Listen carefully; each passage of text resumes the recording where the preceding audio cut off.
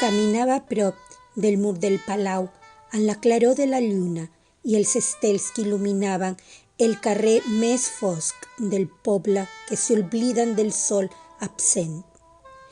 Aquest carrer, on esclaten les meves pors per a fer-les desaparèixer per sempre.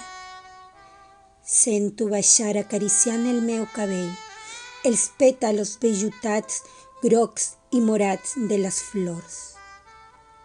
Passejaria amb elles per aquesta bella ciutat i em perdria pels carrers més solitaris, transcorrent tenaç i reptadora en el temps que marquen les hores del rellotge, sense fressa, senzillament lliure.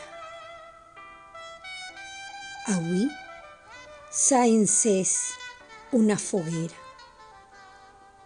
i sento l'eco d'una tendra cançó que s'allarga en el temps com el vent forat d'un crit de goig.